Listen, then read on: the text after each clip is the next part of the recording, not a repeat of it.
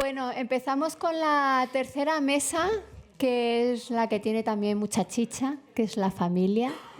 Y aquí hemos querido hacer una vuelta de tuerca más, porque siempre hablamos los padres, ¿no? Los padres y quizá algún hermano.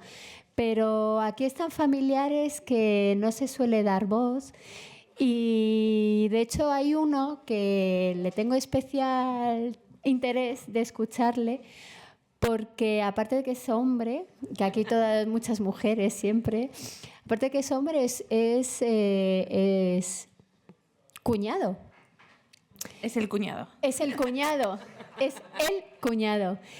Y las familias siempre tenemos un poco ese miedo de quién vendrá después, ¿no? ¿Quién vendrá a emparejarse con mi hijo o mi hija y qué pasará con mi otro hijo o hija que tiene discapacidad? ¿Lo aceptará? ¿Lo querrá? ¿O será un puente o será una barrera, ¿no? Y bueno, ahí se mezclan muchas cosas. Entonces, bueno, le hemos querido invitar y tenemos a una hermana, a una sobrina y la que va a moderar va a ser una madre coraje. Silvia, ahí os dejo.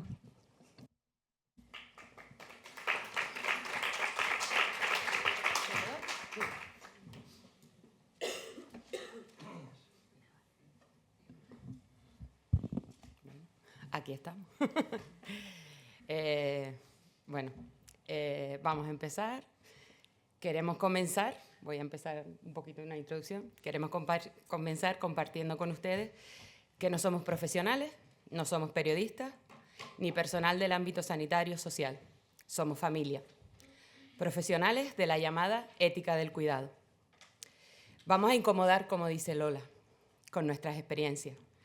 No venimos a hablar de diagnósticos, venimos a compartir lo que significa convivir con ellos.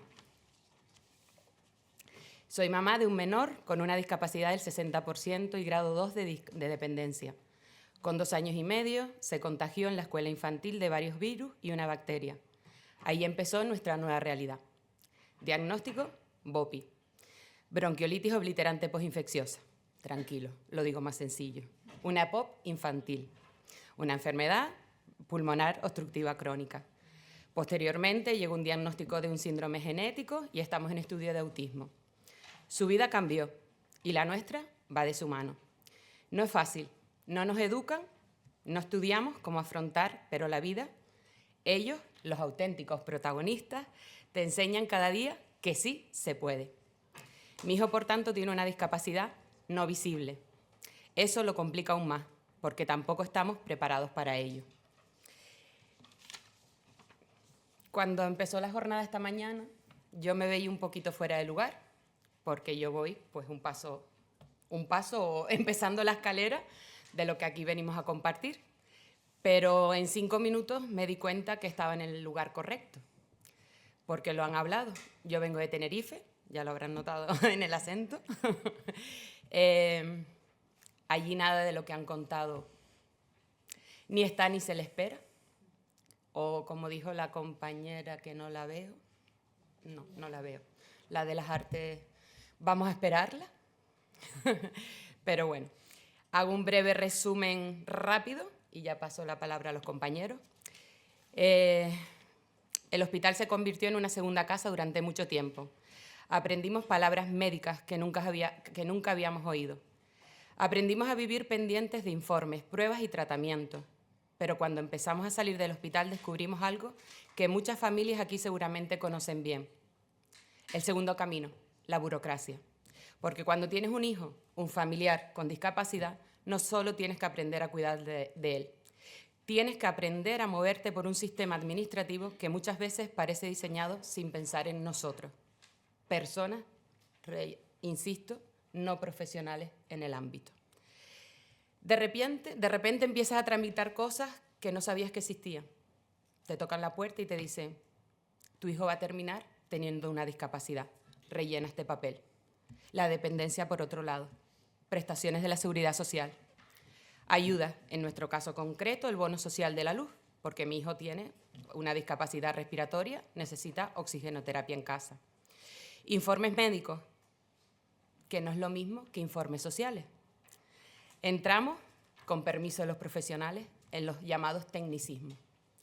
Tú vas a buscar un diagnóstico, te lo firma un facultativo sanitario, un médico, para ir a pedir la solicitud de discapacidad.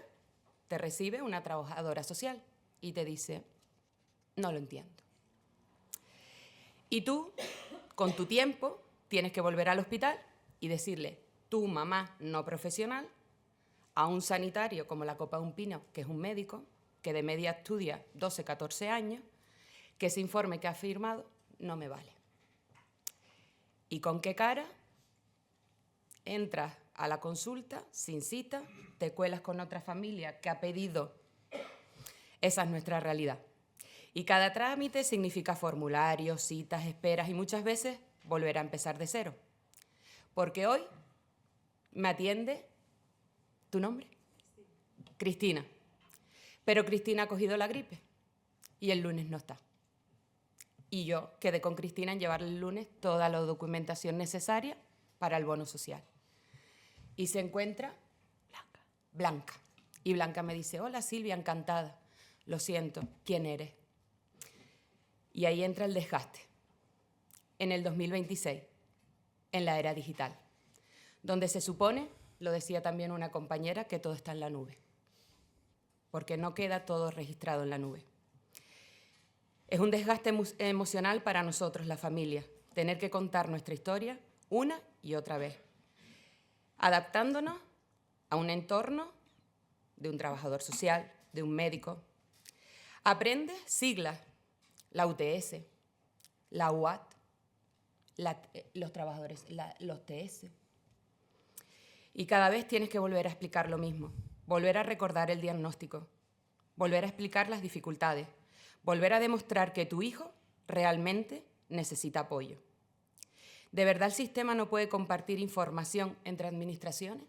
Repito, en pleno siglo 2026, en plena era digital.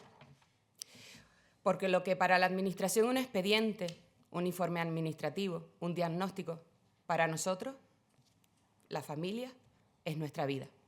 Y ese proceso repetido y otra vez desgasta muchísimo. Porque mientras nosotros hacemos todo eso, tenemos que pedir permiso en los trabajos. Es verdad. Me dirán, somos afortunados, tenemos derecho 4 horas para ir a una cita médica. Tenemos derecho a tantos meses por cuidado sin sueldo. Pero nuestra realidad es distinta. Porque con un enfermo crónico, las citas no se juntan. Hoy tienes nefrólogo. El jueves te cambiaron la cita de la unidad de atención temprana. Y así seguimos. Sigue habiendo noches sin dormir. Sigue habiendo preocupación constante. A veces la sensación de que además de convivir con la enfermedad, la familia tenemos que luchar con o contra el sistema. Y eso genera frustración, pero también genera algo que seguramente compartamos todos: resiliencia. Porque seguimos adelante por ello, aprendemos, nos apoyamos entre nosotros, buscamos asociaciones, compartimos información que muchas veces debería ser más accesible. Todo lo que han contado aquí, es verdad que yo voy empezando la escalera, pero haciendo un review en mi sociedad pequeñita, un pueblo, una isla, no me suena nada.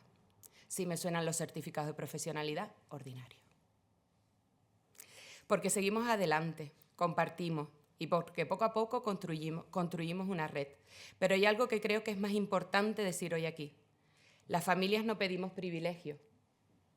Pedimos algo mucho más simple, que el sistema funcione y que dé garantías, porque son ciudadanos y ciudadanas como tú y como yo.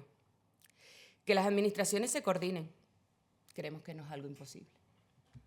Que los procesos sean más humanos, que no tengamos que demostrarlo una y otra vez lo evidente y, sobre todo, que podamos dedicar el tiempo a quien realmente importa, a los protagonistas de hoy, a disfrutar de ellos. Porque en mi caso, que ustedes ya lo habrán vivido anteriormente, crecen demasiado rápido. Y más cuando hay una discapacidad de por medio. Porque perdemos mucho tiempo con médicos, terapias y demás. Dicha la presentación. Brava. Eh, tenemos aquí a Blanca, que es la hermana, tenemos a Miguel, el cuñado, y tenemos a Alejandra, que es la sobrina. Si les parece, nos cuentan quiénes son, qué parentesco tienen, ya lo hemos dicho, y si quieren compartir qué discapacidad tienen sus familiares. ¿Quién empieza? Bueno, yo soy Blanca, soy hermana de Aarón, que está por ahí sentado. Es un chico con síndrome de Down de 28 años.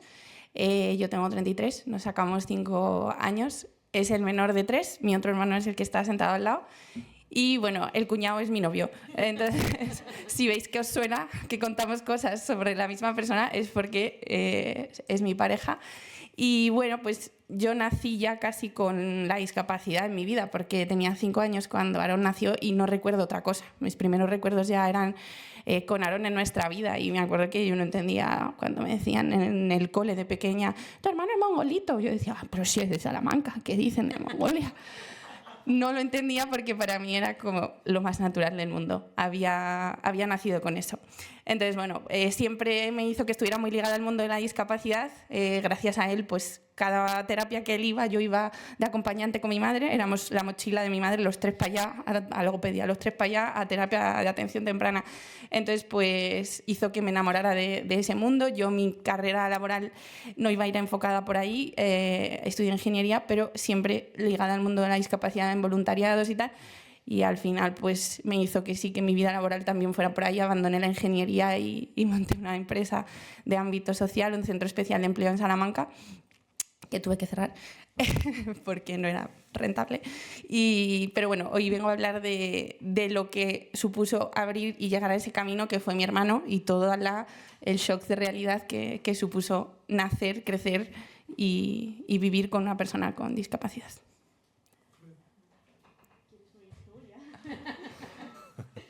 Bueno, pues continúo yo por alusiones.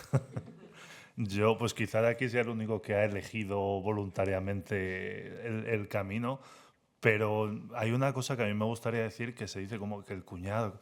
Al fin y al cabo, yo creo que cuando tú eliges una pareja, la pareja siempre viene con un equipaje, el que sea. En mi caso, pues era una pareja que tenía una empresa y un hermano con discapacidad. Si tengo que elegir, me parece mucho más fácil el tema del hermano con discapacidad que el tema empresarial. Que aguantar a una autónoma, ¿no? La parte buena es que la empresa era una pastelería, entonces pues compensa, ¿no? Pero bueno, pues intentaré aportar un poco mi punto de vista, quizá el más externo de todos los que estáis aquí, y que entiendo que esa es la parte interesante también que puedo aportar. Bueno, pues yo soy Alejandra, soy la sobrina. Tengo una tía con síndrome de Down que se llama Berta y tiene ahora mismo 54 años. Conozco a Blanca cuando éramos unas niñas y nuestra vida tiene muchas cosas parecidas, porque aunque Berta sea mi tía, casi puedo considerarla como una hermana, porque la relación es muy, muy, muy cercana. Mi madre ahora es la cuidadora principal de Berta, porque mis abuelos fallecieron, mi abuela hace 3 años, y he vivido un poco como muy de cerca lo que es tener en el núcleo familiar una persona con discapacidad. He escuchado a Blanca y me pasa lo mismo, porque mi madre trabaja en un centro de parálisis cerebral, entonces como que la discapacidad pues es que la tengo en el ADN o así la siento, ¿no? Y cuando yo estaba terminando la carrera, yo estudié psicología, todo el mundo me decía, Alejandra, ¿vas a hacer algo de discapacidad? No, yo, no, por favor. O sea, no quiero saber nada de la discapacidad, yo ya, discapacidad a full. Terminé haciendo un máster sobre trastorno mental y discapacidad intelectual. y bueno, ahora mismo sí que tengo un centro de psicología en Salamanca, en el que nace justo con esa idea de que he vivido muy de cerca el que la familia tenga que ir a 18.500 profesionales. Intentamos que en ese centro estén todos los profesionales de una manera lo más inclusiva posible. Si tienes que venir a hacer ejercicio, pues vienes a un grupo de ejercicio, aunque tengas una discapacidad o no. Y hemos incluido también a personas en el ámbito de prácticas, y aunque me haya querido desligar de la discapacidad, pues está claro que no, que la discapacidad está en mí también.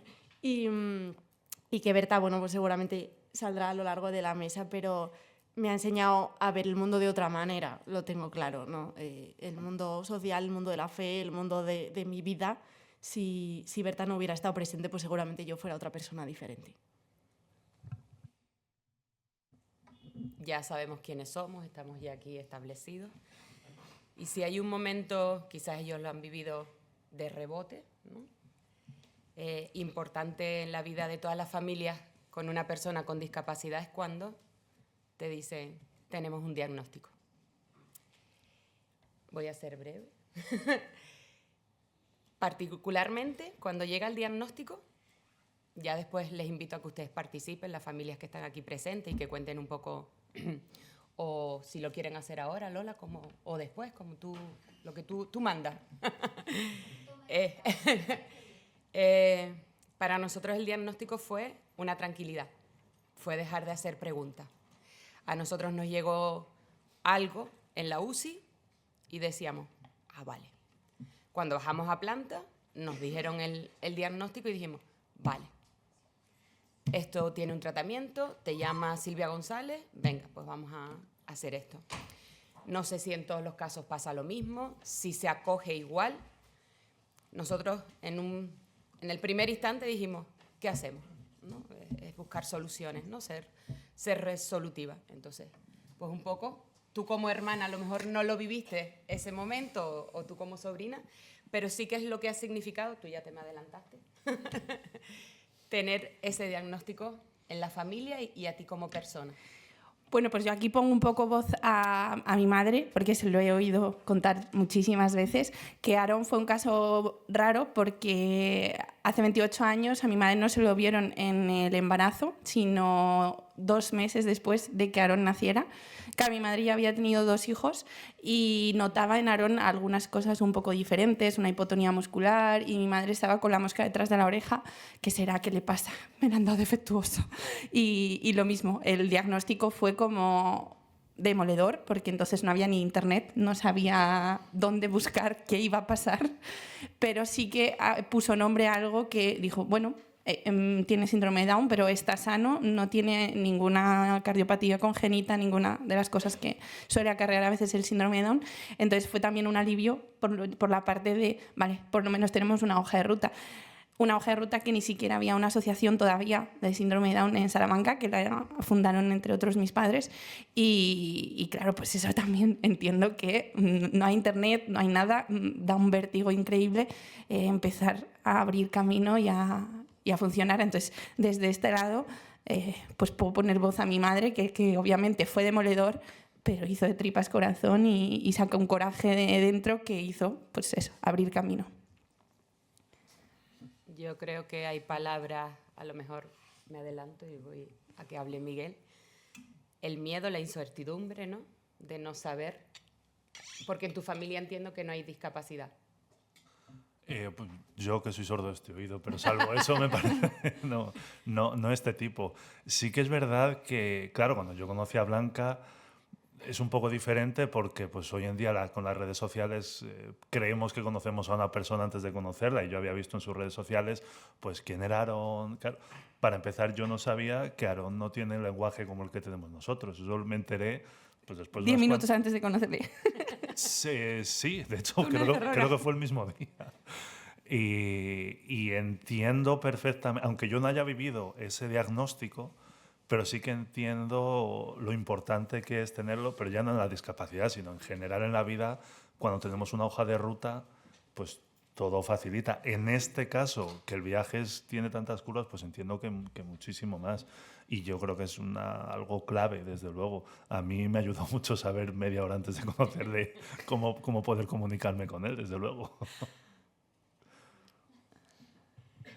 Pues yo pensaba que creo que nunca hemos hablado o a mí nunca me ha llegado, Berta tiene un diagnóstico, ¿no? Ha sido algo como que lo he vivido muy integrado dentro de mi familia.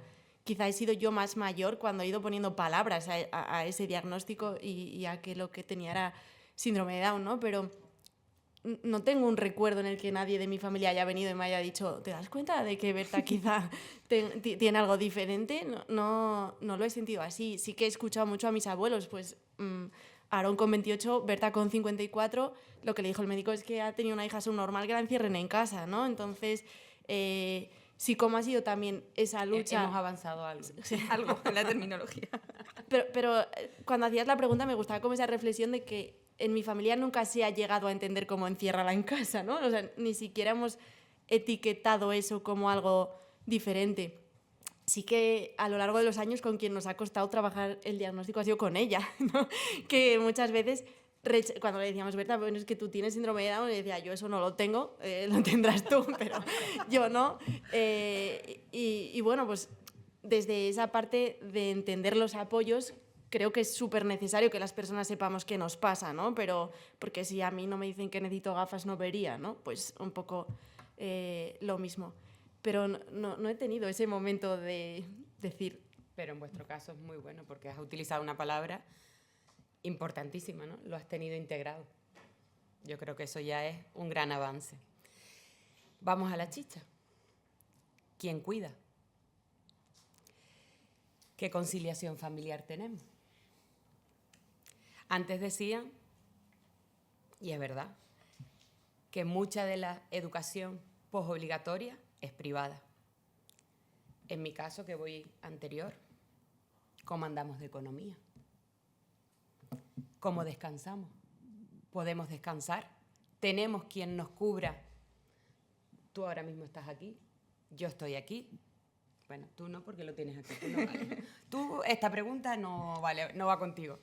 Pero sí es verdad, ¿y a qué renunciamos? ¿Quién empieza? Venga. Ahora va a empezar por el otro lado. Pues yo creo que cuanto más amplia sea la familia y cuanto más la podáis ampliar, pues como sugerencia me parece interesante, porque evidentemente yo admiro... Sí, claro. Yo admiro, desde luego... ¿No? Por supuesto. Yo admiro a las familias en general, pero sobre todo a los padres de estas personas con discapacidad, que desde el minuto cero son los principales responsables. Y también para todos los que aquí seáis padres de personas con discapacidad, visto desde fuera, un consejo: dejad que os ayuden, ¿vale? Pues nosotros lo vemos con la madre de Blanca y de Eloy de Aarón, que se han autoimpuesto una responsabilidad que no es necesaria. Es decir, me explico, la responsabilidad absoluta no es necesaria, porque hay una red alrededor que también estamos para ayudar. Y seamos sinceros, también nos gusta. Quiero decir, a nosotros nos encanta irnos con Aarón. Todos los años nos vamos una semana de camping. Tampoco es un trabajo necesariamente. Quiero decir, también tenemos derecho a disfrutarlo o trayéndonoslo el fin de semana a Madrid, ¿no? Entonces hay un consejito no solicitado de alguien de fuera: dejad que os ayuden, ceded un poquito ese mando, que yo entiendo que es difícil, ¿eh? Que yo entiendo que si yo fuera el padre probablemente... Pero todas las no familias están dispuestas a coger esa batuta. Todos los cuñados, todos los sobrinos, los primos, los tíos. Claro, eso ahí ya entiendo que depende de cada uno. Es un bidireccional, ¿no? Por parte nuestra, que somos los cuidadores principales, pero también tú necesitas me lo quedo esta tarde, lo recojo del cole y lo llevo yo hoy. Te quiero decir, no pero también tenéis que pedirlo, ¿eh? Porque también tenéis que pedirlo, porque yo a veces también me he encontrado con que mi madre estaba realmente agotada y no es capaz de decirme, Blanca, quédate con Aarón esta tarde. O sea, he tenido que verlo yo por mis medios, que estaba agotada, y ahora le he establecido un respiro familiar, que yo le llamo, que es que los miércoles que puedo le llevo yo a terapias por la tarde. Le digo a mi madre, haz cosas. No sabe qué hacer. No sabe qué hacer. Entonces, y el fin de semana igual, mamá, nos vamos a Madrid con Aarón, a una mesa redonda, ahí te quedas, haz cosas. No sabe lo que hacer. Entonces, primero, que intente recuperar su autonomía y su entidad como persona, y segundo, que pida ayuda cuando la necesite, porque es verdad que llevamos una vida tan frenética todos que no somos a veces conscientes de cuándo necesita esa ayuda. Entonces sería mucho mejor que ella descuelgue el teléfono: oye, Blanca, necesito que mañana te encargues de Aarón estas horas. Oye, Eloy, llévate a tu hermano al fin de semana. Mi hermano vive aquí en Madrid, mi hermano mayor. Llévate a Aarón este fin de semana contigo, que va a estar genial, y así me voy yo con tu padre, no sé dónde. No pasa porque tenéis los padres ese rol de... Tenéis como, no sé cuántos sois, pero tenéis como a veces incluso una carga un poco de mártir, es lo que me ha tocado, me tengo que aguantar. Es que no, lo que dice Miguel, estamos deseando poderos ayudar, si ya no tanto también por nuestros familiares, porque tú eres mi madre y quiero que tengas la mejor vida posible. Y aparte es que me lo paso genial con mi hermano, que es mi hermano. Entonces, dejaros ayudar y también pedir ayuda cuando creáis a hermanos, a sobrinos, a cuñados, a quien sea, pedir ayuda. En eso creo... Ay. Yo quería hacer un apunte porque creo que soy uno de vuestros grandes miedos, ¿no? Mi tía no tiene padres ahora mismo, ¿no? Al final, ¿qué pasa cuando los padres de una persona con discapacidad fallecen? Creo que, o al menos en mi casa, se ha vivido como uno de los grandes miedos, ¿no? ¿A quién le toca esas cargas? ¿Le toca al hermano o a la hermana por categoría? ¿No? Entonces, creo que esto también pasa por la manera en la que se vive en la familia el tener una persona con discapacidad. O sea, yo tengo un tío, a Berta, y mi madre, ¿no? La manera de cuidar de mi madre no tiene nada que ver con la manera de cuidar de mi tío. Mis primos, uno vive en México, otro vive en Madrid. O sea, la única sobrina que está en Salamanca y que puede hacer como ese puente para mi madre, que es ahora su cuidadora principal, soy yo. Si eso no se hubiera vivido en la familia como algo, proceso natural, probablemente yo lo hubiera vivido como una carga cuando mi madre un viernes por la tarde me dice: Alejandra, Berta cena en tu casa, ¿no? Yo ahora lo tengo integradísimo, tengo un hijo de 2 años que tiene integradísimo que Berta los fines de semana está en casa. Nadie le ha dicho que a lo mejor en algún momento se tiene que hacer cargo de Berta, ni tampoco le hemos dicho que tiene síndrome de Down, ¿no? Entonces, creo que esa parte de cómo en el núcleo familiar se incluye a la persona con discapacidad hace que esas cargas también puedan ser más liberadas, que también lo veo en mi madre, ¿no? Que ahora mismo tiene, pues Berta hace poco ha tenido una operación con ingreso, ella ha tenido que dejar de trabajar. Claro, es que no hay otra persona que pueda hacer esa función. Pero sí que igual el que el resto de familiares que podemos estar cercanos seamos un poco el desahogo del que cuida más, lo siento también como una responsabilidad. Yo creo ahí también hemos avanzado como familias. Antes decían que como llegábamos, ¿no? Ay, hay muchas preguntas. Muy bien. Perdón. Así dejamos de Me hablar voy a nosotros. interrumpir. Un poco con la línea de lo que estaba contando Alejandra, yo creo que también parte de la inclusión, o gran parte de la inclusión, ha habido un cambio en las familias. Es lo que ibas a decir, ¿no? Sí. No te preocupes. Perdón. Hoy es el día de pisarnos la mesa de la familia. No pasa nada. Yo también soy familia, yo también tengo un hermano con discapacidad y me pasó algo muy parecido a Alejandra. No me quería dedicar al mundo de la discapacidad, aquí estoy. Y también en mi familia era algo, pues, de mayor hice preguntas, ¿no? Pero durante mi vida. Pero sin embargo en mi entorno, que claro, ya somos mayores que algunas de las familias que estáis aquí, yo veía otras familias que no se hablaba de la discapacidad de sus hermanos o de sus tíos o de sus primos, y de hecho cuando han sido mayores o cuando han fallecido los padres, había familiares, hermanos, que decían: pero mi hermano necesita que le ayude, yo diría que le dé apoyo en aseo. No lo saben. A mí, claro, me explotaba la cabeza porque digo: ¿no vas a saber? ¿No vives en la misma casa? No. Pues no. Y muchas familias, en eso de no dejarse ayudar, también había ese discurso de: no, hombre, yo quiero proteger a mis otros hijos, no quiero que mis otros hijos se sientan, vivan esto como una carga, como un tal, ¿no? Y creo que en eso hemos dado muchos pasos, ¿no? Que en la familia se ha incluido también y a la persona con discapacidad, y es un hermano más, y todos estamos a una, ¿no? Y ahí creo que yo lo veo mucho en el cambio generacional, sí, ¿no? Generaciones más mayores y los de ahora.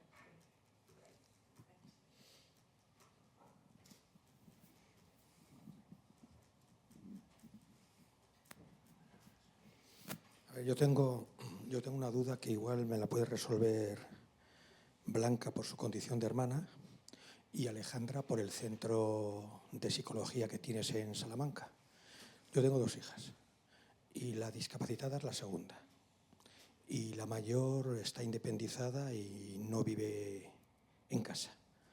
Y siempre he tenido la duda de hasta dónde hay que involucrar a los hijos, en este caso a su hermana.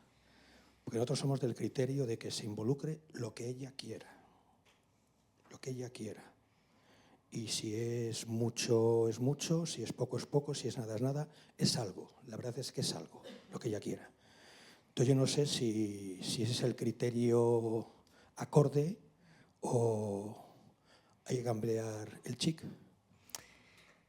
Pues sí, la lógica nos dice que ese es el criterio. Cuando cada uno vaya eligiendo su camino de vida, tendrá que ir decidiendo hasta qué punto se quiere implicar. Yo en mi caso, por ejemplo, desde muy pequeña decidí que quería implicarme mucho. De hecho, siempre tenía una broma, yo siempre he sido una cabra loca, una despendolada. Y mi madre me decía que yo iba a irme a vivir siempre a Canadá. Era como que yo me voy de casa, que no os aguanto, que me voy a ir a vivir a Canadá. De hecho, una cosa muy graciosa es que en la cocina tiene 3 relojes, porque se suponía, mi hermano y yo somos ingenieros, que cada uno íbamos a vivir en una parte del mundo. Entonces eso era para tenernos controlados qué hora era en cada parte del mundo. O sea, estaba como muy interiorizado que cada uno íbamos a tener una vida independiente como ingenieros en un sitio. Pero llegado un momento de la vida, un momento de edad adulta, yo dije, ¿cómo me voy a ir de mi ciudad? Que es verdad que a veces las oportunidades laborales no son muchas. ¿Cómo me voy a ir de mi ciudad? Y si le pasa algo a mis padres, ¿qué pasa? Porque mi hermano es mayor que yo, el otro, y él era ingeniero primero y se vino a Madrid enseguida. Entonces ya me quedé yo allí y dije, ¡hala! Ha decidido él. Ahora ya si se ha ido él me tengo que quedar yo. Entonces, bueno, fue una decisión que tomé yo, pero es verdad que también vi la necesidad de mi madre en los ojos, de alguna vez que le hablaba de me voy a ir a no sé dónde, y veía la cara de perrillo degollado que ponía mi madre como diciendo, ay madre, que si me pasa algo a mí, ¿qué pasa con Aarón aquí solo en Salamanca? Entonces, bueno, pues yo, por ejemplo, fue una decisión personal que tomé de irme a vivir a Canadá, que era mi sueño de juventud. Ahora vivo en el piso de abajo de Aarón. Entonces se nos ha torcido un poco los planes, pero no lo cambiaría por nada, porque es que sé que soy la llamada de auxilio de mi madre, que si hay algún problema, literalmente tardo 30 segundos en poder echarles una mano, y de momento no lo hemos necesitado nunca de manera súper urgente o por problemas graves, pero a mí me da una tranquilidad que no la cambio por nada. Entonces he preferido quedarme en una ciudad que a lo mejor tiene menos recursos laborales para mí, menos salidas, y tener esa tranquilidad mental, que ojalá no tenga que usar nunca, pero ahí la tengo. No lo sé cómo ayudarte con tu pregunta. Yo te respondería, no sé desde dónde, pero lo que me sale es que cualquier cosa que se vive como una carga se rechaza, ¿no? Entonces, creo que esa hermana tiene que descubrir lo que es tener a su hermana cerca, y eso no se lo puede imponer nadie, ¿no? Entonces, quizá favoreciendo de vez en cuando esa cercanía o ese compartir o ese querer pasar tiempo con tu hermana desde la simple curiosidad de cómo es mi hermana fuera del hogar, y compartir lo que me gusta, porque a mí me gusta ir al cine y quiero ir con mi hermana al cine porque me gusta, nada más, favorece mucho que esos apoyos vengan desde ahí, desde lo que es el cuidado, pero no desde la carga. Es que cuidar no debería ser vivido como una carga, sino como una elección. Yo creo, tomando la palabra lo que decías, del cambio generacional, y vuelvo al inicio de lo que dije. Al principio esta mañana decía, ay, ¿yo qué hago aquí? Si todos ya van en otra etapa y yo voy todavía en educación infantil, que este año hemos tenido la tesitura de sacarlo del aula y demás, pero eso es otro día. Pero doy gracias de estar aquí a las troyanas Lola y Mila, porque soy afortunada. Ustedes han abierto mucho camino del que yo me voy a favorecer. ¿Por qué? Porque cuando a nosotros nos dieron el diagnóstico, mi hermana, que es una troyana auténtica, no sé, 15 días después, 3 semanas después, me dijo, teníamos que estar aislados, obviamente, porque era todo respiratorio y demás, me dijo, sal a la puerta del hospital. Salgo a la puerta del hospital, que te traigo unas cosas. Y abro la caja y era un nenuco con un inhalador. Entonces yo fui al control de enfermería y pedí que cortaran unas mangueras. Entonces yo le puse las mangueritas al nenuco y el inhalador. Entonces mi hijo ha visto desde 2 años y medio prácticamente toda su vida, porque tiene 5, va a cumplir 6, lo ha normalizado. Que nos ha costado porque, repito, a nosotros la familia se nos ha pedido a lo largo de la mañana que seamos muchas cosas, que sepamos de muchas cosas, pero a nosotros como personas, si estuviera aquí hablando el padre, no estaría diciendo lo que yo, porque tiene pues otro carácter, lo ha enfocado de otra manera. Afortunadamente vamos ahí. Pero bueno, no le podemos exigir a cada persona, ¿no? Pero sí es verdad que después de ese nenuco he comprado un nenuco con síndrome de Down. Marca Miniland, hago publicidad, lo siento. Porque dijeron antes que lo que no se ve no se compra. Yo vengo de marketing y demás, y es así. Entonces, si nuestro futuro crece jugando con una muñeca, y también tiene una con un implante coclear. Tienen las 3. No he visto más. Ya iré acomodando las cosas. Pero es verdad que el cambio generacional también lo afrontamos con el diagnóstico, ¿no? A nosotros nos lo da el neumólogo y nos hace así por lo bajín y dice, ¿quieres que venga a salud mental? El mismo día, a la misma hora y en la misma habitación del hospital. Y nosotros dijimos, sí, por favor. Porque esto nosotros, repetimos, somos padres, tuvimos un niño y llegó la enfermedad sin avisar.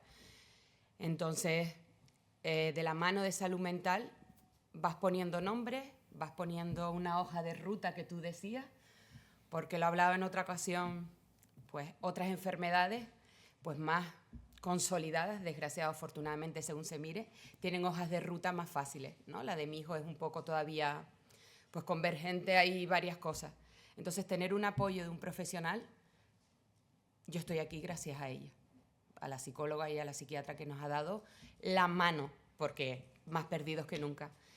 Y es verdad, en mi caso nunca me he preguntado por qué mi hijo cogió los virus y no los cogió otro niño.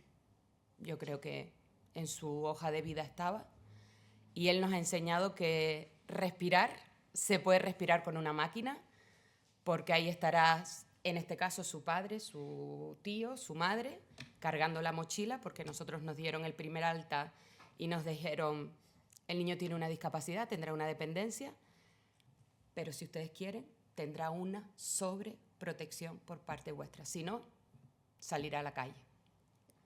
Lo decía Mila esta mañana. Nosotros vivimos en La Laguna, la ciudad universitaria de Tenerife, afortunadamente, porque es todo llano. Salíamos con la mochila, que pesa 15 kilos, con 15 metros de manguera y a correr con la bicicleta. Nos paraban, sí. Mirábamos y decíamos, ¿qué pasó? Ay, se desenganchó. Íbamos al parque, tírate, porque, bueno, a lo mejor es mi carácter o también el padre, ¿no? La enfermedad le había robado mucho tiempo, 6 meses de ingreso, pero no le iba a seguir robando infancia. Nosotros hemos ido a cumpleaños donde previamente tenemos que preguntar, ¿hay algún niño malito? ¿Hay algún padre malito? En sitios cerrados, pues a lo mejor en épocas de mucha gripe, pues no vamos, lo que sea. Pero sí somos afortunados porque ustedes han abierto un camino y porque somos de estar. Pero no todos los padres, ahora que estamos ya en edad escolar, tenemos otra familia muy cercana que no lo está viviendo como nosotros. Esta mañana no sé quién lo decía también, nos limita. Nosotros mismos como padres nos limitamos. Y a veces te da ganas de cogerle y decirle, vamos a echarle un café. Pero también hay que respetar los tiempos de cada familia.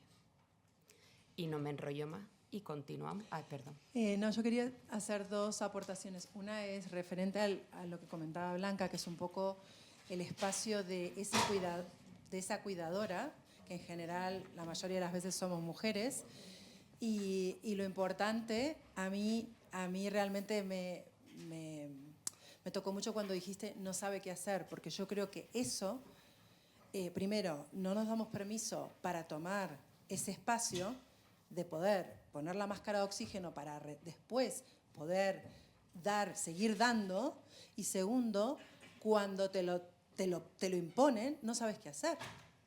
Y como es algo obvio y que uno debería tenerlo y no se lo considera dentro de la discapacidad, no hay apoyos para eso. Entonces, a veces ahí hay como un espacio que ha quedado y que si esa cuidadora o ese cuidador no se puede recuperar, muy poco podrá seguir dando. Eso era por un lado. Y por el otro lado era que se habló mucho de cómo el diagnóstico había dado como tranquilidad. Y en mi caso, yo me enteré del diagnóstico a 8 meses casi de parir, digamos, a 8 meses de embarazo, y viviendo en otro país.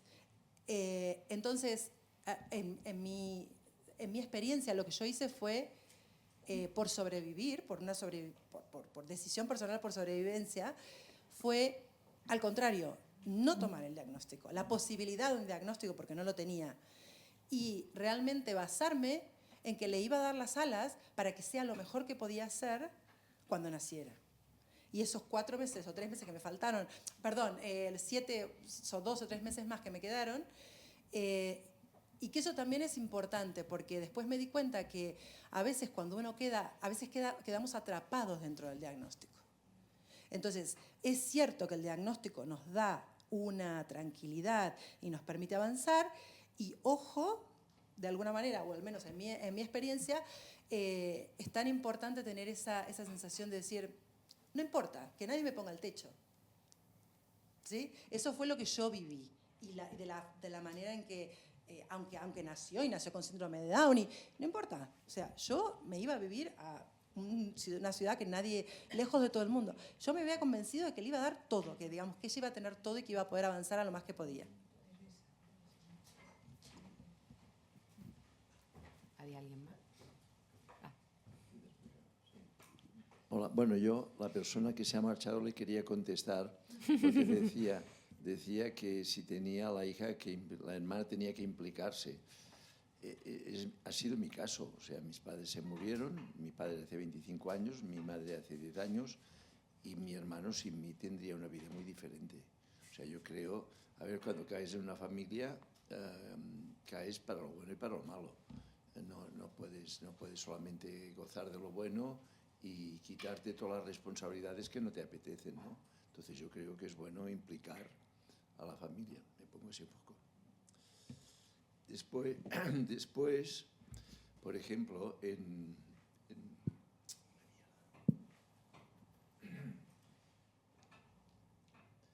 CET hemos hecho una jornada en el Senado hablando de las madres cuidadoras.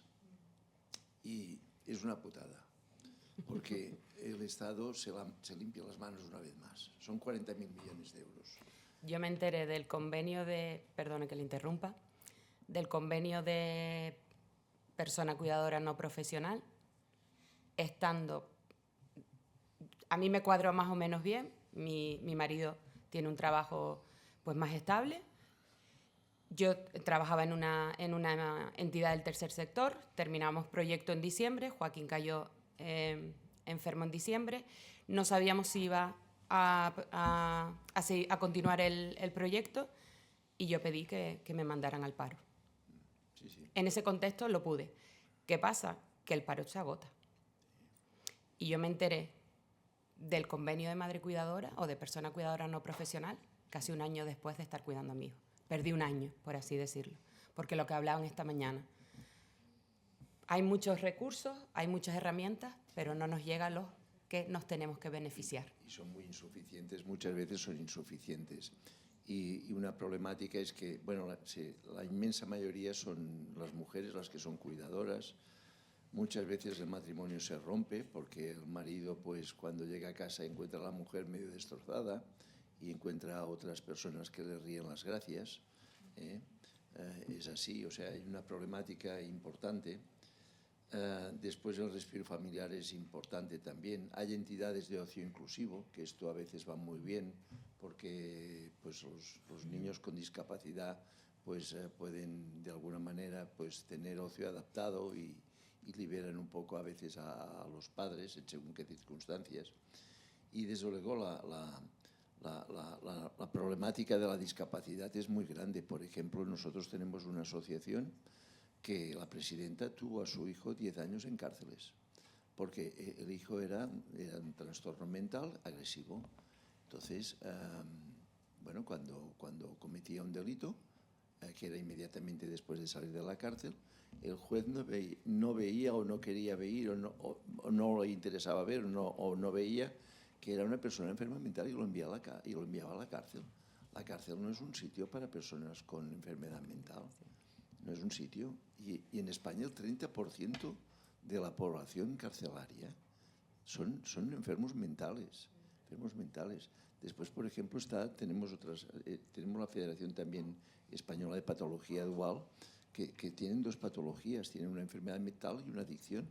Y vemos a personas que pensamos que son alcohólicas o drogadictas o adictas al sexo o cualquier cosa y pensamos que son aquello. No, es que son enfermos mentales. O sea, hay mucho de andado, pero hay mucha trayectoria andada, pero hay todavía mucha cosa para recorrer. Para seguir caminando. Para seguir caminando, sí. Piden.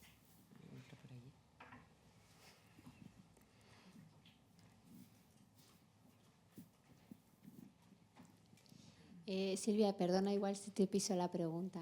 Esto es una pregunta para Miguel.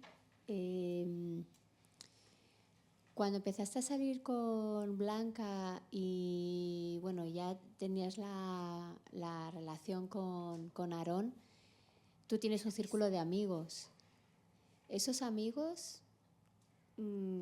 te comentaban algo? Esto igual es muy políticamente incorrecto, igual está desvelando algún secreto que no debería, pero bueno, no todo el mundo lo acepta tan bien o de primeras como tú en este caso. Siempre hay que no les juzgamos, que cada uno gestiona. Pero bueno, ¿cómo vas a salir con una chica que tiene un chaval? ¿O cómo te manejas con él? O si has también aplicado una pedagogía con tus amigos que igual la discapacidad no la tenían como tú y a través de ti pues la ven de otra manera. Y por otra parte, Blanca, hombre, aquí nadie, aquí nadie, no sé, las mujeres no pensamos en príncipes azules, o sí, no lo sé. Pero cuando tú estabas... Pobre azafato, no se te reconoce. Perdón, cariño. Bueno, cuando tú piensas en una pareja futuro, ¿no? Eres joven o estás en la universidad o bueno, cuando ya estás teniendo relaciones con otros chicos, ¿siempre has tenido presente el que quien esté conmigo va a estar también con Aarón? O sea, ¿es como una condición sine qua non? ¿Lo has tenido siempre presente? Te voy a contestar yo primero porque os va a dar contexto de lo que va a decir luego Miguel. Sí, para mí siempre ha sido una condición indispensable que aceptaran bien a mi hermano. Y cuando yo era joven también, cuando yo era joven y todavía no me planteaba eso de qué pasará con Aarón si mis padres faltan, me haré cargo, tal, no tenía todavía ese sentimiento de responsabilidad, pero ya tenía en mente que Aarón era una parte muy importante de mi vida y el que viniera a mi vida tenía que compartir esa opinión. Y yo tuve algunas parejas antes de Miguel, más de las que me hubiera gustado, pero era muy... Esto es idea para los padres que tenéis otros hijos sin discapacidad y hermanos que estéis por aquí, pero yo les hacía a mis exparejas, les hacía la prueba de Aarón. ¿Qué era la prueba de Aarón? A lo mejor empezábamos a salir, llevábamos 3-4 meses, un tiempo que no es ni de broma tiempo para presentar todavía a la familia, pero yo un día le hacía una encerrona de quedar con Aarón. Entonces, me tengo que quedar hoy con mi hermano, así que se viene al cine con nosotros. Le ponía un poco en contexto, pues mira, tiene síndrome de Down, no tiene comunicación oral, piripí, papá, y a la aventura. Y veía cómo reaccionaba. Y ahí he cortado muchas relaciones muy rápido y muy satisfactoriamente. Me he ahorrado muchos problemas. Entonces, os recomiendo, si vais a hacer algo así, hacerlo cuanto antes, porque, oye, os quitáis un montón de morralla. Entonces, Miguel pasó esa prueba con creces. Además, es que el pobre le hice la encerrona de que conoció a mi madre, a Aarón, y a toda mi empresa, que dábamos un evento para 400 personas, todo el mismo día. Entonces, por primera vez trabajó conmigo, conoció a mi madre y conoció a Aarón todo en el mismo día. Entonces, ahí supe que era mi príncipe azul, la verdad. Lo pasó con creces. Dicho esto, procede Miguel. Bueno, el tema de la prueba, Aaron, yo creo que ya ha estado, se ha explicado bien. Y a mí, quiero decir, es algo que me parece lo más lógico del mundo, pero no porque tenga un hermano con discapacidad. Si fuera una madre soltera, por ejemplo, entiendo que a la hora de buscar pareja, la de las cosas más importantes es que esa pareja vaya a llevarse bien con tu hijo. Entonces, yo creo que el tema de la discapacidad es casi secundario, sino que tienes una responsabilidad contigo, simplemente. Y me parece muy interesante también la pregunta que decías, porque como decíamos al principio, yo no tenía ningún contacto más allá que el resto de la sociedad con lo que era la discapacidad. De hecho, yo no sé si fue casualidad, pero lo de la sordera fue más o menos a la época que conocí a Blanca. No acuso a nadie, ni muchísimo menos, ¿eh? Tenía un centro especial de empleo, quería trabajar conmigo, no sabía cómo. Pero para mí era algo totalmente transversal, era algo que conocía, que existía, pero no permeaba mi vida. Y evidentemente ahora es una parte central y yo lo pensaba ya no con los amigos, que es casi un segundo nivel, con mi familia. Quiero decir, ¿cómo van a llevarse mis padres y mi hermana con Aarón? Y una vez pasado eso, ¿cómo van a llevarse mis amigos? Y de mis amigos, pues evidentemente había mucha curiosidad, más que otra cosa era curiosidad, casi como la curiosidad que yo tenía al principio de no conocer. Y debo decir que como lo hemos tratado como algo tan normal, ha habido cero fricción. Al contrario, de hecho, yo ahora tengo una casi tía que antes yo era el niño de sus ojos y ahora la voy a ver y me dice, ¡ay, no ha venido Aarón! Quiero decir que creo que esto también podría responder al caballero que preguntó antes, que yo creo que la clave, desde mi punto de vista únicamente personal, es que cuanto más se normalice, menos fricción va a haber a la hora de poner todo esto en sociedad. Y de hecho yo ahora muchas veces pues quedamos con mis amigos para ir a un monólogo y Aarón es el primero que se apunta, también pues le gusta la fiesta más con tonto un lápiz, también ayuda, ¿no? Pero que integrarle en cualquier plan es bastante normal. Yo también diría, perdona Miguel, que una de las partes por las que Miguel ha aceptado, bueno, se ha pasado de rosca aceptando a Aarón, porque ahora bromeamos con que si nos separamos me dejará ver a Aarón de vez en cuando, o sea, imaginaros. Pero una de las partes es porque ha aprendido a disfrutar muchísimo de la compañía de Aarón. O sea, en ningún momento, porque todavía no nos toca ese rol, ha sido un cuidador nato de tenemos que hacer obviamente cosas por él, pues con el tema de higiene personal, médicos, le tenemos que ayudar en cosas, pero es que sobre todo va con Aarón porque se lo pasa pipa. O sea, Miguel y yo solos nos aburrimos a veces y hacemos bromas, y si estuviera aquí Aarón estaría haciendo tal bobada o tal otra, o estaría diciendo, entonces hay que también entender eso, hay que disfrutar de nuestro familiar no por tenemos que cuidarle, sino es que ostras, me lo paso pipa con él, igual que con cualquier hermano. Quedo con él porque me lo paso bien. Y creo que Miguel ha aprendido a disfrutar muchísimo de esa parte de Aarón, que te meas de la risa con él en algunos momentos. Sí, eso, lo que dices me parece muy interesante, además, para todos los que tengáis familiares con discapacidad, sobre todo los que sean más jóvenes, que todavía tienen mucho por delante, de no verlo como la carga que van a tener los hijos o los hermanos o las parejas, sino eso está ahí, quiero decir, es impepinable, ¿no? Pero es que hay otra parte que a veces se nos olvida, que es la inmensa alegría que te da. Y a mí, Aarón me ha enseñado muchísimas cosas de cómo ver la vida de una manera mucho más simple y más sencilla, que conlleva a felicidad absoluta. Entonces también creo que es importante que pongamos un poco el foco a la hora de compartir estas personas con discapacidad, con familia, con amigos.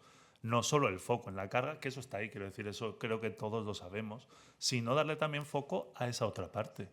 Y creo que allanaría también muchas fricciones de lo que me preguntabas, Lola, de cómo tratarlo con los amigos. Si yo con los amigos, cuando nos llevamos a un monólogo, por ejemplo, les estoy diciendo, pues fíjate, ahora no va a poder hablar con vosotros, tal, lo habrían visto de otra manera que si viene y vas a ver cómo se lo pasa, que es el que más aplaude.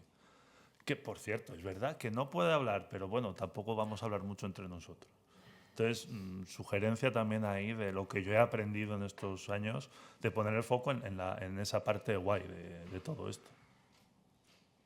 Yo sí, funciona, ¿no? Vale. Bueno, yo lo primero, daros la enhorabuena y las gracias, Silvia, a ti, que vienes desde muy lejos, y a todos, ¿no? Porque al final, bueno, la mesa de familia siempre tiene que estar presente en cualquier acto que hagamos. Se puede hablar de empleo, de educación, pero al final la mesa de familia siempre. Y bueno, pues contar con otras voces, ¿no? Contar con hermanas, con sobrinas, con cuñados, pues la verdad es que nos abre la mente, nos da otra visión, ¿verdad?, de lo que... Y yo os agradezco muchísimo lo que habéis dicho de levantar el teléfono, ¿no? A las madres nos cuesta levantar el teléfono, bueno, pues porque al final... Bueno, a mí me cuesta con todos, ¿no? Con todos mis hijos, no solo con Pelayo, ¿no? Pero nos cuesta, y está muy bien que nos recordéis que estáis ahí para todo, ¿vale? Entonces, nada, pues darle la enhorabuena. Y tengo 3 preguntas, una para cada uno. A la hermana, ¿qué recuerdos no cambiarías por nada? A la gran sobrina, tengo muchas sobrinas, me estoy acordando mucho de ellas. Además, tú como psicóloga supongo que habrás visto los cambios generacionales que ha habido en torno a... Cuando miras atrás, ¿no? Supongo que habrás atendido a padres con otras mentalidades, a padres un poco más... ¿Qué crees que sí cambiarían, ¿no? Cuando miras hacia atrás y ves la experiencia que tú has tenido con tu familiar, ¿qué sí cambiarías de eso que todavía está ranqueando, ¿no? Que nos queda todavía mucho por hacer, pero y que viene de muy arraigado, de una cultura muy arraigada, ¿no? Y al cuñado, gran cuñado. Pues lo has dicho un poco, ¿no? Pero me gustaría saber en qué aspectos concretos te ha cambiado en tu forma de ser. Gracias. Me habéis pisado todas las preguntas, pero no pasa nada. Lo siento. Porque como soy canaria, soy muy tranquila. Contesta la pregunta. Vale, mira, hay recuerdos que yo enseguida me convertí en una hermana madre. O sea, a lo mejor tenía 10 años y ya era un poco repipilla, cuidando a mi hermano, protegiéndole y tal. Entonces, los recuerdos que no cambiaría por nada fueron los de antes de esa época, cuando era solo mi hermano, cuando me peleaba con él como el otro, bueno, pegábamos pero bien. Entonces, duró poco, pero la disfruté mucho. Y yo creo que ahí es cuando empecé a querer a mi hermano como lo que es. O sea, como mi hermano, como un hermano más. Entonces, si tenéis hijos que están en esa edad, Lola, que tiene 2, ¿qué tal? Dos que están con Martín, me refiero, que disfruten de Martín primero como hermano y luego ya se conviertan en hermanos padres. Pero que no se pierdan esa época de disfrutar de Martín en una edad en la que se pelean, que se quitan las cosas, que se chinchan, porque es un hermano. Y luego te conviertes en hermano padre y ya todo eso como que pasa a un segundo plano, pero tienes que recordarlo así también. Me cuesta, responder. Pero creo que cambiaría la visión de la discapacidad, ¿no? O sea, creo que mis abuelos eran personas mayores, claro. O sea, bueno, cuando nació Berta no tan mayores, pero mi recuerdo es de personas más mayores que se focalizaban mucho en las dificultades que tenía Berta, y a nosotros, como sobrinos, nos delegaban mucho esa parte de las dificultades. Entonces me costaba más la parte del disfrute, que la hemos ido incluyendo, ¿no? Y pues eso, yo también me voy con Berta a un concierto porque le encanta Miguel Bosé, pues ya está, pues vamos juntas, ¿no? Pero no ha sido porque haya surgido de mis abuelos, ¿no? Creo que ha sido más en la interacción entre nosotras dos que hemos ido viendo pues, que había cosas comunes o que había cosas que nos gustaba disfrutar juntas.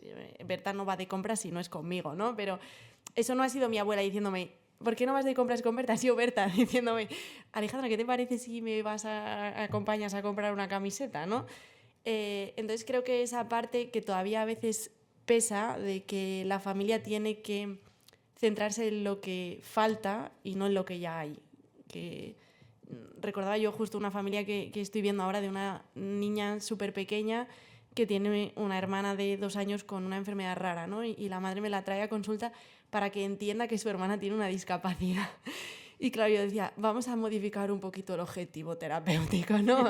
Vamos a pensar que pueda disfrutar con su hermana como sea, ya está, da igual lo que venga, ¿no? Pero claro, la mente de la madre está en la discapacidad de la hermana, ¿no? Entonces, creo que eso todavía a veces cuesta un poco, que lo entiendo también, ¿no? Porque queremos que nuestra familia, nuestro familiar, lo consiga todo, tenga todo y no se vea como ninguna grieta, pero es que las grietas también están bien. Me habías preguntado... ya. Tres aspectos. Concreta, sí. Pues una pregunta muy interesante. Yo, por ejemplo, yo siempre he sido muy tímido y muy de no molestar, en el sentido de no interrumpir, de no... Y claro, con Aarón muchas veces pues estamos en un concierto y se pone a dar palmas en cualquier momento, y a mí al principio yo decía, no, Aarón, ahora le voy a disfrutar y me pongo a dar palmas con él. Quiero decir, me ha hecho relajarme en muchos aspectos. Y es algo que agradezco tremendo, porque lo necesitaba bastante, la verdad. Entonces me ha ayudado muchísimo. Por ejemplo, ahora todos los veranos nos vamos una semana de vacaciones de camping. Le dices eso al Miguel de hace 6, 8 años y dice, mira, eso en la vida lo voy a hacer yo. Y ahora me encanta, o sea, disfruto muchísimo pasándonos el día. O sea, me ha abierto la puerta a muchos disfrutes, muchas cosas que no se me habían pasado por la cabeza. Yo creo que a todos nos ha cambiado la vida para mejor. Absolutamente, sí, de verdad lo digo.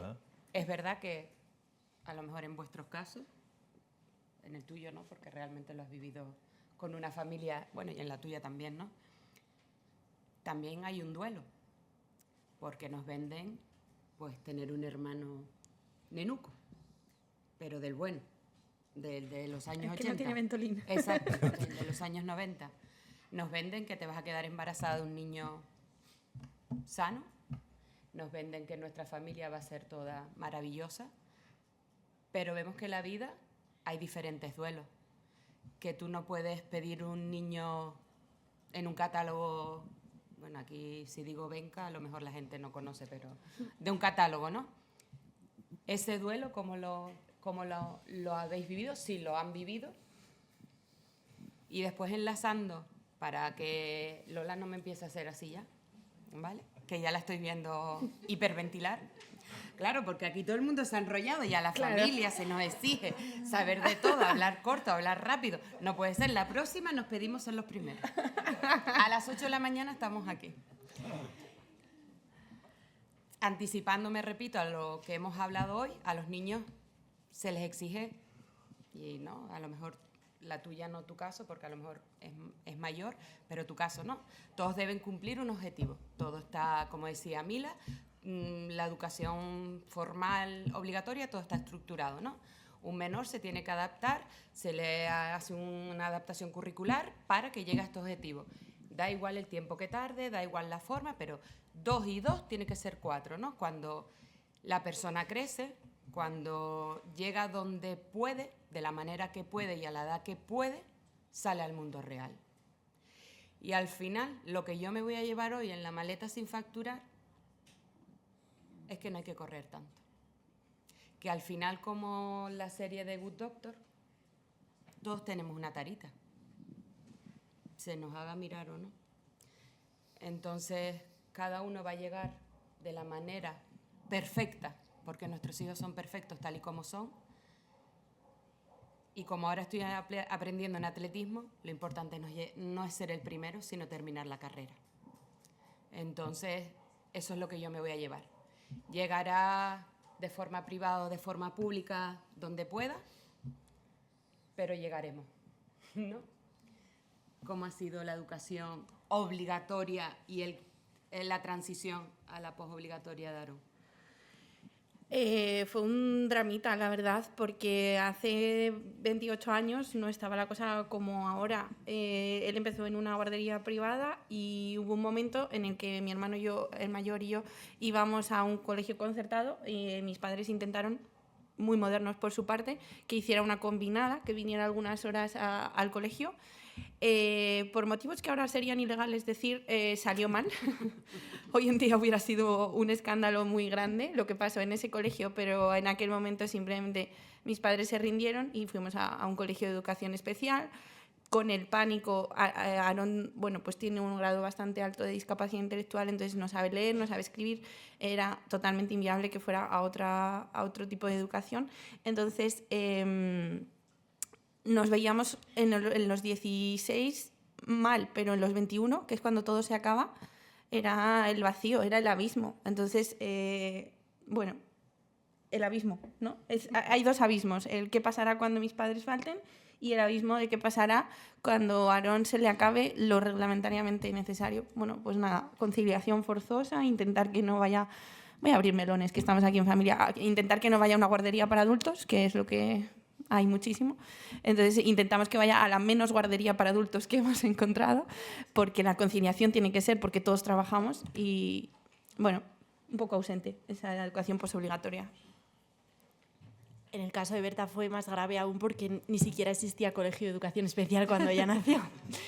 Entonces, por supuesto, los primeros años de Berta han sido en casa con mis abuelos, con unas terapias modernas para ellos, no sé ni cómo inventadas, ¿no?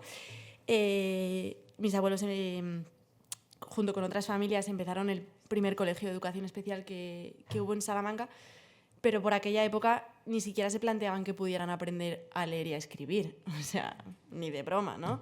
Entonces, Berta siempre ha estado en centros especiales o de educación especial o en centros ocupacionales, pero desde que murió mi abuela hace 3 años, o sea, con 51 años, por su propia iniciativa ha pedido aprender a leer y a escribir y ahora mismo con una profesora particular, amiga, vecina, jubilada, maravillosa, está aprendiendo pues, a lo que pueda, ¿no?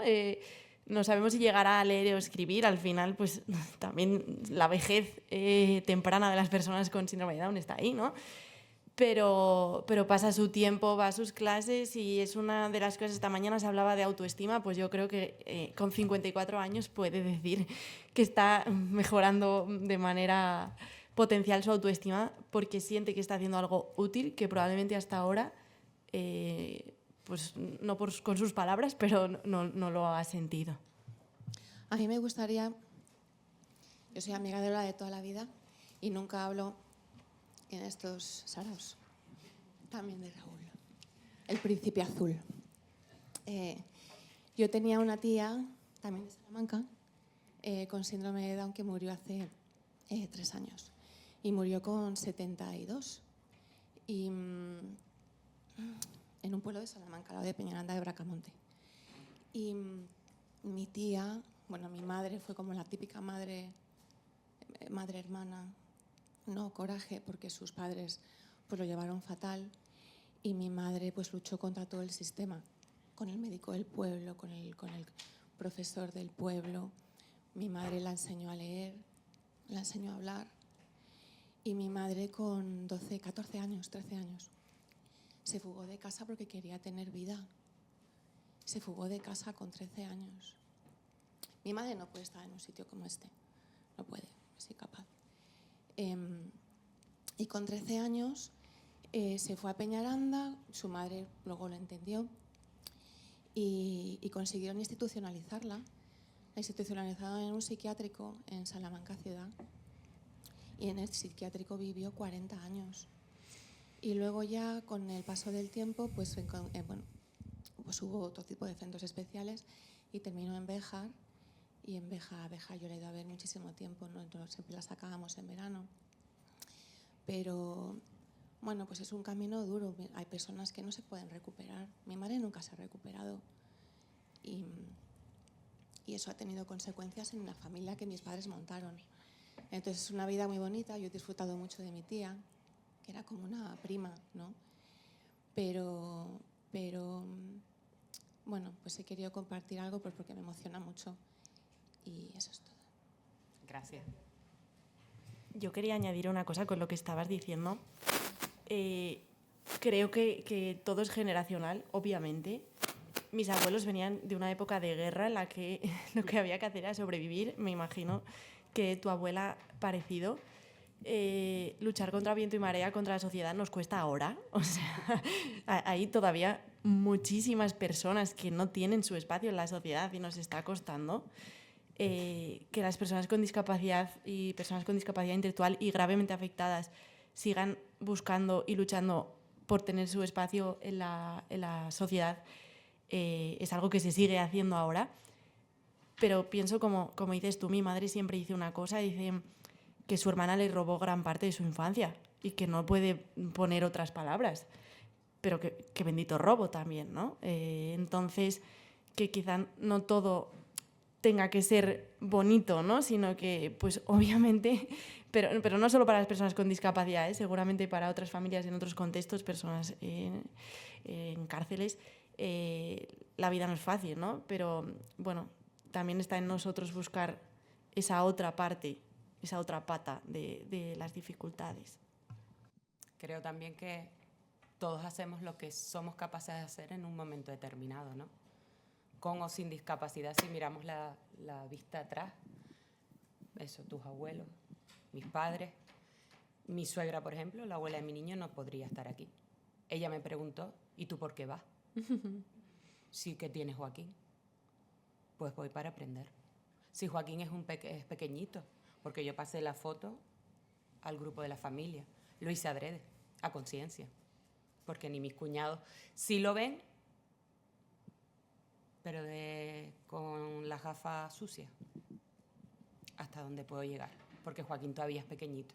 Y Joaquín estamos en un momento de estabilidad donde ya se nos ha olvidado, las patitas de la memoria son muy cortas. Pero si tuviéramos una varita mágica y le pudiéramos pedir algo a quien se lo tenemos que pedir, porque respetando las dos mesas anteriores, insisto, se nos pide muchas cosas a la familia, ¿no? Se nos decía antes que llegamos perdidas, llegamos de rebote a una asociación, a otra. Si pudiéramos pedir algo, una sola cosa, ¿qué pediría? ¿Pero a quién? ¿A los de arriba? A los que mandan. Sí. A los que tienen el taco.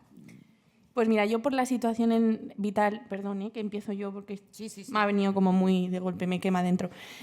Por la situación que estamos viviendo con Aaron,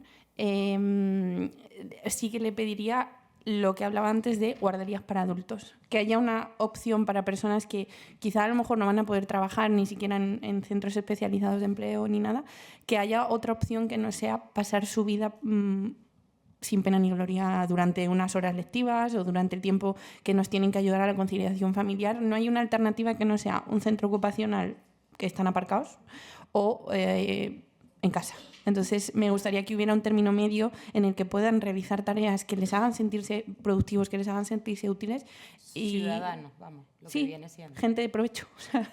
O sea, lo que están deseando ser y lo que están deseando hacer, pero bien controlado y que haya una alternativa real.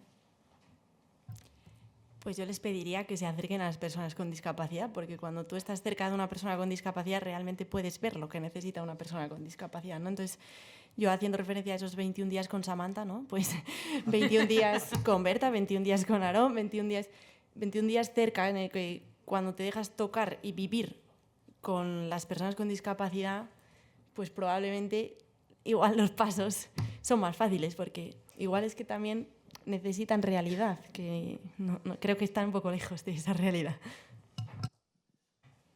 Pues yo, para que te sientas un poco mejor, me acaba de pisar la respuesta. Bueno, venga, va. No me siento sola. No, pero es que creo que es muy interesante y no aplica solo a la discapacidad, sino al mundo en general, que entendamos un poco de verdad lo que hace falta. Probablemente fuera mucho más barato entender lo que de verdad hace falta y ayudar en eso, y dejarnos de tonterías, de campañas, de tirar el dinero en cosas que no son necesarias.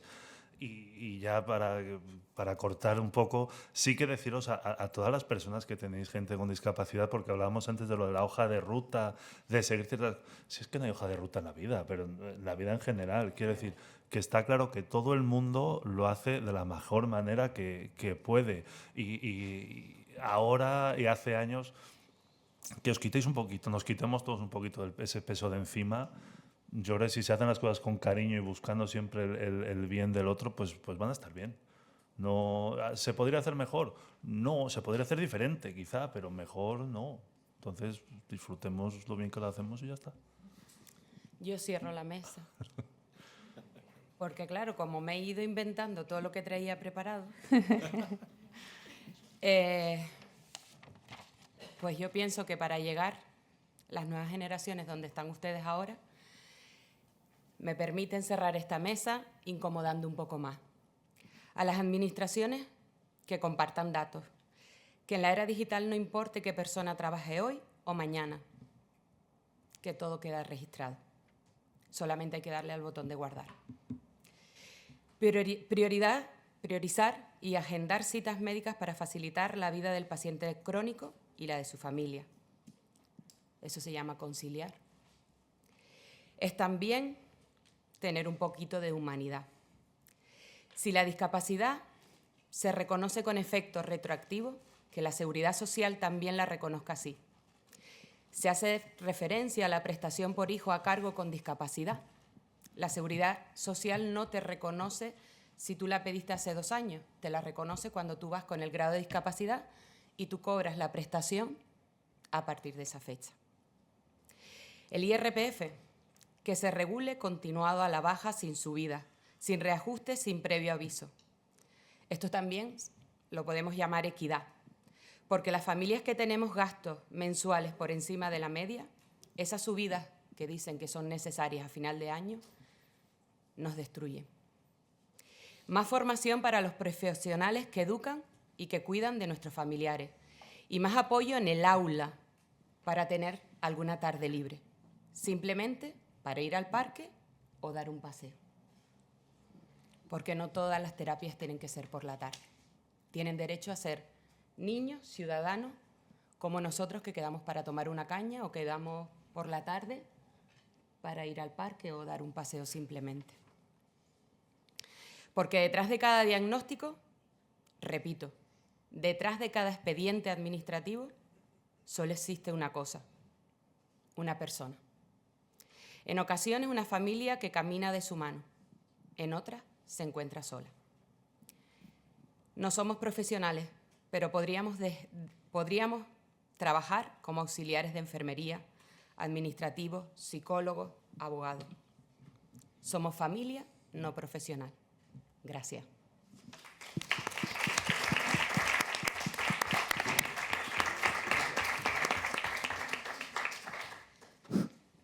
Pues muchas gracias a todos de verdad por aguantar y por compartir vuestras reflexiones, por aportar vuestra experiencia profesional, por ser tan generosos de venir y aportar vuestra experiencia vital que estáis teniendo ahora.